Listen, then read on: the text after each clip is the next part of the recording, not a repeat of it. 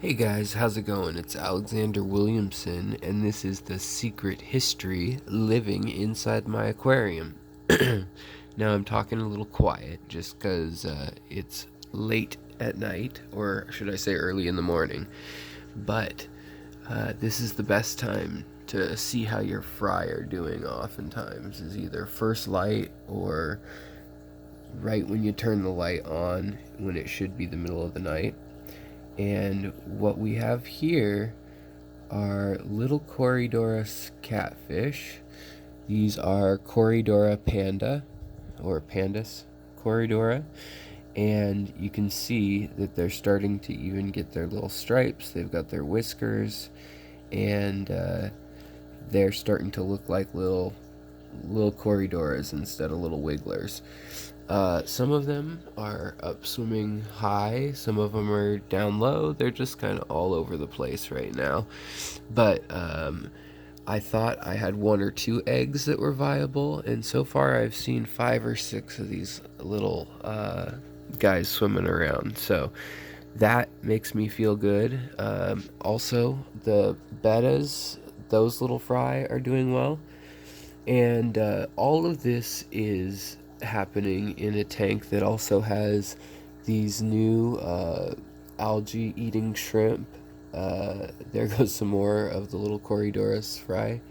There's the, it's probably going to be a blue Betta Fry. And then up here, we've got the teeny tiny baby Neocaridina Fry, or shrimplets, I should say, uh, eating on the glass. And it's about 4:30 in the morning, and this is when everyone's most active. You can see they're all feeding back there, all these short-nosed shrimp. Even though they are a long-nosed shrimp, they're called the short-nosed version. They have a shorter nose than some of the long-nosed shrimp. But these are the the ones that had the really cool red markings in the daytime that I showed you. However, it's nighttime, and a lot of shrimp and fish lose their pigment at night so that they can remain hidden. So, like this shrimp would usually be a dark blue, but it's lighter blue right now because it's daytime, or it's nighttime. So that's just how that goes. But I just wanted to show you guys this system because people seem to always be curious how I raise my fish, and this is really my favorite way to do it, which is to have main tanks in the room that look like nice community tanks, and then to keep a couple of these like shrimp tanks that don't have any adult fish. And so when I say this tank doesn't have any fish, that's what I mean. I only allow fish up to about maybe half an inch with their tail and whiskers and everything. I don't allow fish in here that are going to be able to eat any shrimplets other than maybe like a day or two old. And even then, I try to get them out before that stage. So, like, this little Corydora is still going to be eating like golden pearls or very, very teeny thing, baby brine shrimp, stuff like that.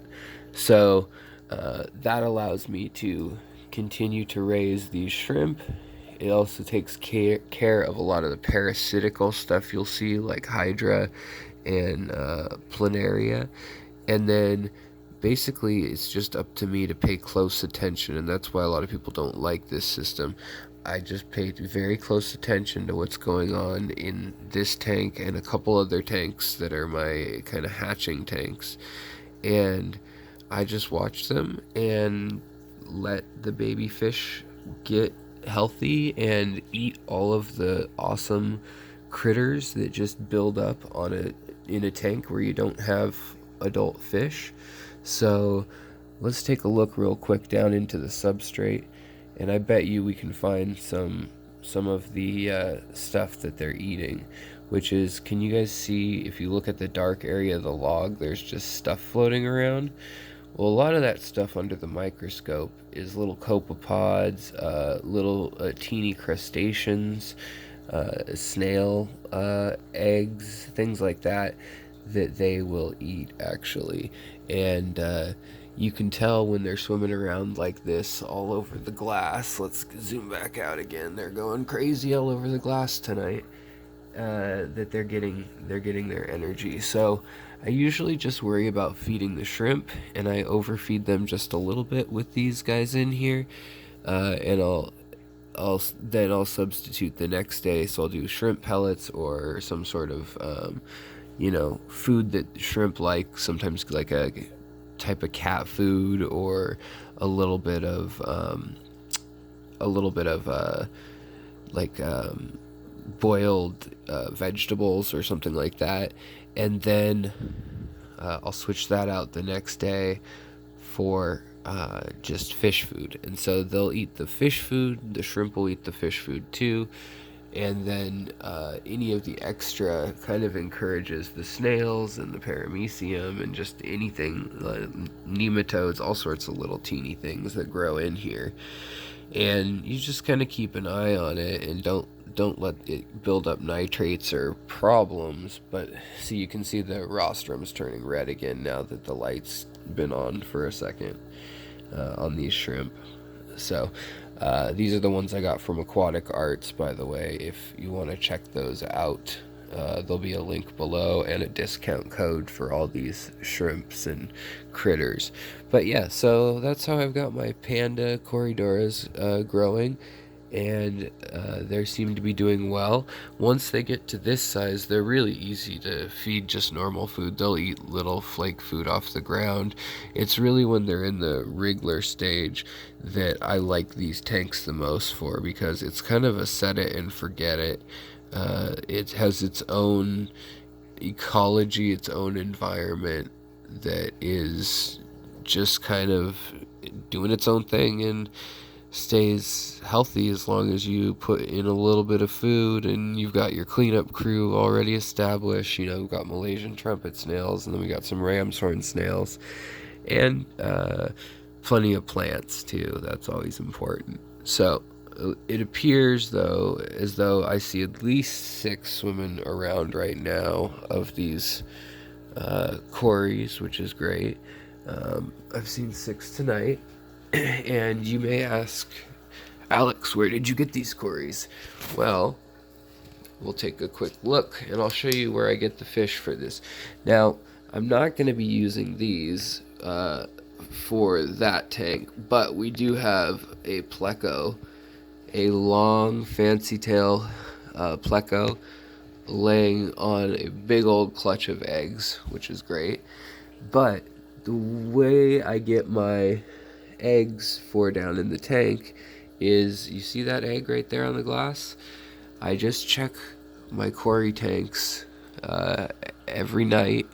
I just check them, and I look on the glass with a flashlight. And usually when I've done a nice water change where I do some cold water, and see, I keep shrimp in with them too, so I try to keep tanks where everybody can breed happily. There's Mama Pleco. But this is the tank where the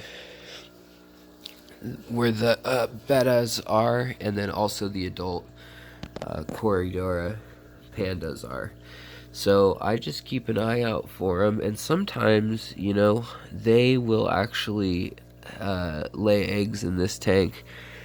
Like in here, I can actually see there's 2 wrigglers that are hanging out in this kind of mulm area here.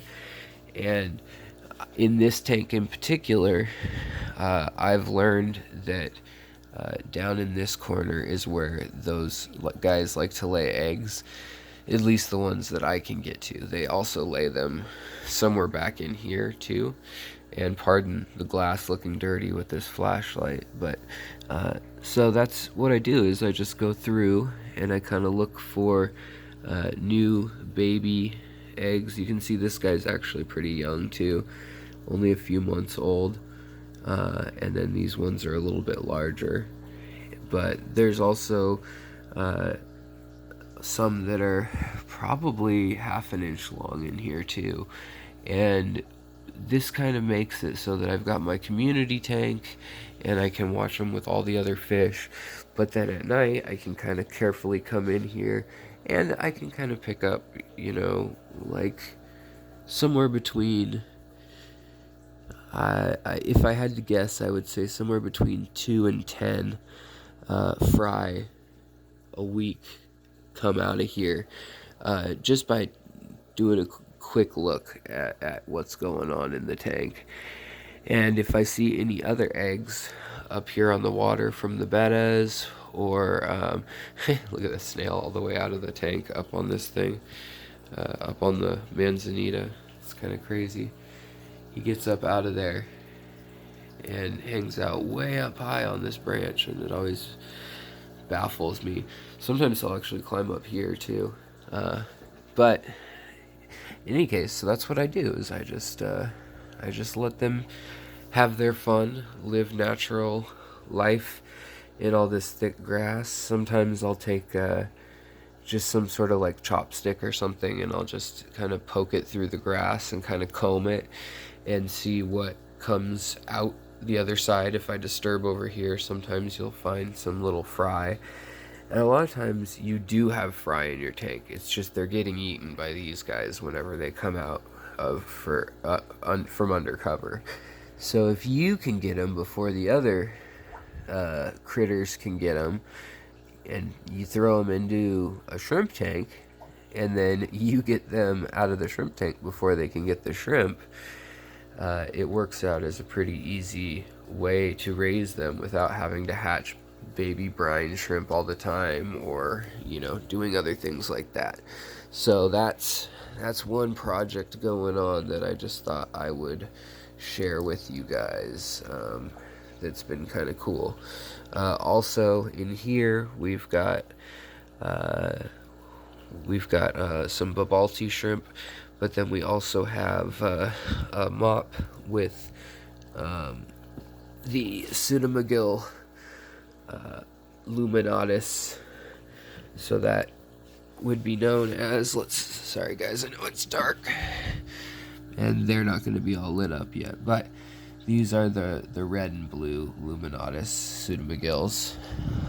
Pascais is what they're known as commonly, but they're just hanging out in here, and they've got a mop. I've got 2 females and a male. Sometimes I'll do the reverse of that. It doesn't seem to matter a ton. Just they produce a few eggs a day, and likewise I'll throw them over into the other tank. And then rainbow fish tend to grow pretty slowly.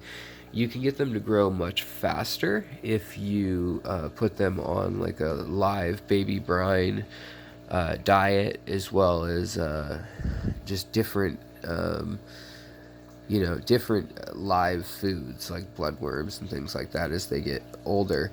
But for me, I just worry about that for the adults, and I allow these natural ecosystems to develop. And these catfish, they'll eat whatever's in here, but you see this natural banding going on of bacteria and decomposition and mulm. And with all that going on, when you have the right balance of everything, the fish will really breed. And I get occasionally some Corydoras that grow up on their own in here, or some tetras or danios that grow up. You'll see one that's like these guys back in here that are mid-size, and you're like, where did they come from all of a sudden? Well, they've been hiding, and they make for a much more skittish fish. But if I can find them when they're really young, in the early morning hours too, I'll check out the corners up here, and sometimes you'll see little teeny fish that look like an eyelash in size, just swimming around up in the corners. And get the net. In fact, there's one right over there chilling in the current back there, and I'll just get the net and grab them out and try not to shine the light on them to show them off to all the guys who want to eat them. But and then I'll just move them right over to here, and that's as easy as it is. So just thought I'd share that system with you guys and show you the new Panda Corydoras that are coming up in this tank, as well as we've got the you can see some of the teeny tiny little they're still wrigglers that are from the bettas.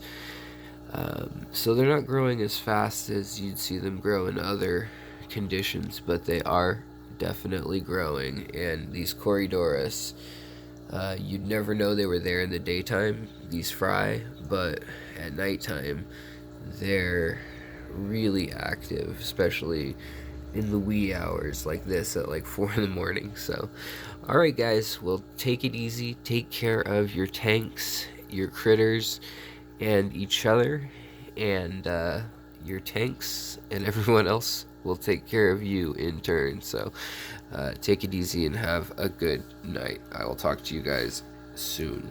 Bye.